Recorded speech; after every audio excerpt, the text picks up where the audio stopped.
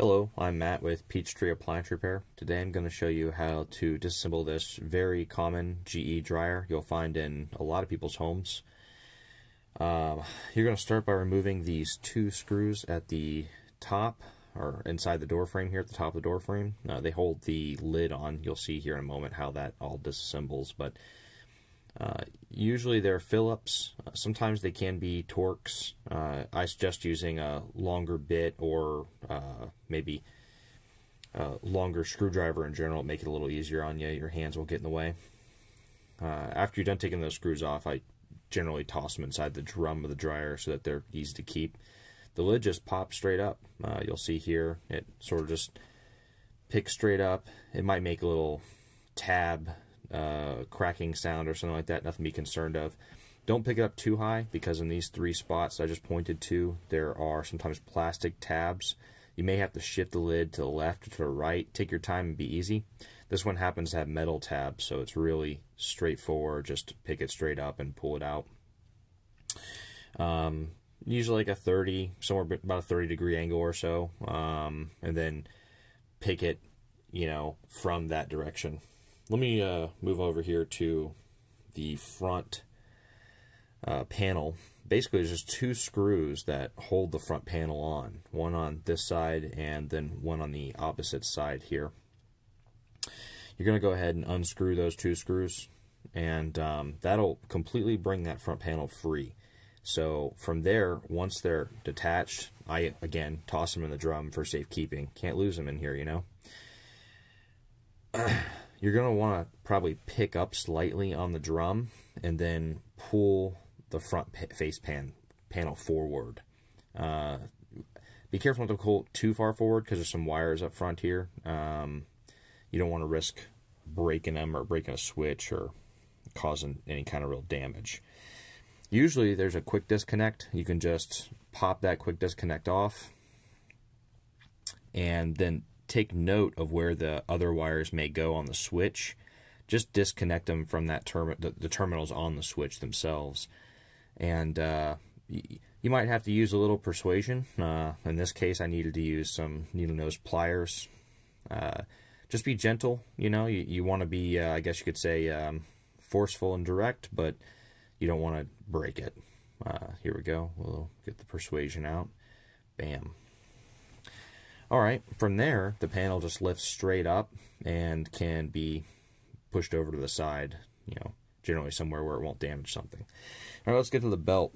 This particular belt works very similar to, or I guess this tensioner assembly works very similar to, your tensioner assembly in a car. It just provides force on one side. Some of them loop around and through. GE models generally just do one of these numbers.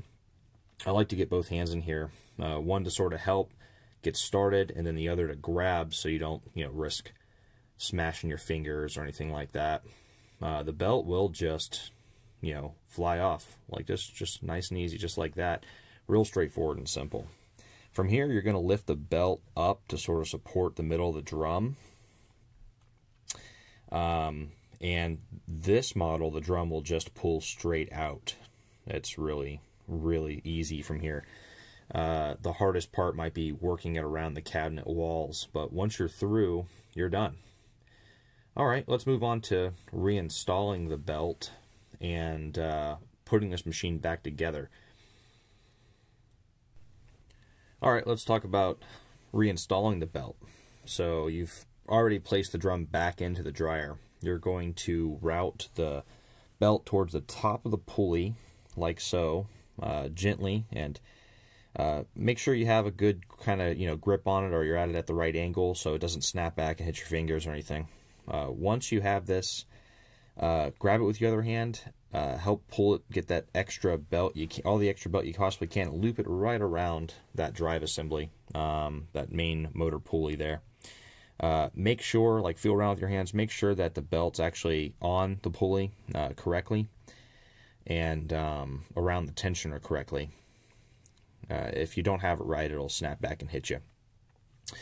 That looks pretty good. Let's move on to reinstalling the rest of the way. So we just showed you how to put the belt back on, and you're going to just reach on over to your front panel wherever you placed it at, and you're going to notice that, or if you hadn't noticed before, you'll notice that there was 2 tabs that sort of supported the whole panel up. I'm going to, in a second, just show you here. There's that one of those tabs right there. There's one on each side. That little right angle piece here, he aims for a square slot within the front panel right there. Sorry, I'm holding the camera. It's kind of hard to hold the camera and show you at the same time. Just go ahead and take the panel, hold it at a slight angle, pick it up, and put it right in that slot right there. Okay, all done. Make sure you get it evenly on both sides. It really only goes in one way. If you're trying to force it any kind of way, it won't work. It's a real easy, straight up simple thing. So now we're going to reconnect our wires. Get another camera angle here. So you're just gonna, as long as you took note of where they came off at, you're just gonna reconnect. Hopefully you have a quick connect. If you don't, maybe you just had multiple spade terminals, or just reconnect all the wires back on that switch exactly how they were before. These wires are responsible for controlling the door switch as well as the light, telling the motor or telling the machine it's the door's closed, it's good to turn on. Yeah, let's start the timer. However, once all these things are connected, just go ahead and replace this plastic cover if you can. Sometimes these plastic covers crack or break. It's nothing really to be concerned about in general, as long as it's not going to interfere with the drum or get in the way of these bearings that are up top here, these the flat rectangular things that sort of support the drum. So when you're placing the panel in, go ahead and pick the drum up slightly, and then you'll notice it should just slide right in place right here. And then you're going to have some interference with some metal tabs that are stamped into the cabinet. You just want to push on the sidewall here, usually. Push or pull, it kind of depends on however your cabinet's bent or warped on both sides, right? So once you get all those tabs in place, the panel, by the way, maintain some pressure sort of on the panel with your hip or with your hands, however you can, so that it doesn't want to fly out on you, because you're always fighting it just a little bit. It wants to push back out. So you get all the tabs lined up, and the panel's back on. Pretty straightforward. Let's now get back to those screws we have to put in that actually hold the panel from flying forward. Just as I showed you before, it's the same process now. You're obviously just tightening them all up and putting them in place.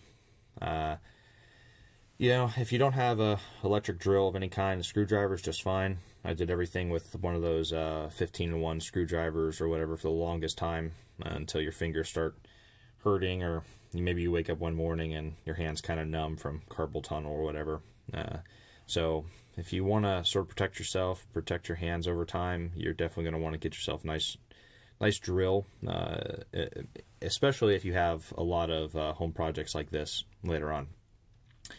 So now that your front panel is connected properly and everything's legitimate there, we're going to go ahead and start placing the lid back on.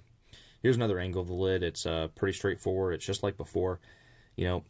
Take the lid and come in at, say, like a 30-degree angle or so, and aim for those metal tabs that are in that console.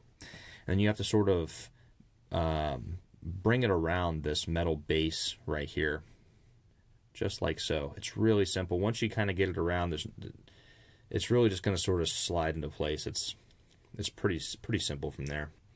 Let me give you another angle. There's some more metal tabs that are actually kind of preventing you from placing the lid down. Right here would be one of them.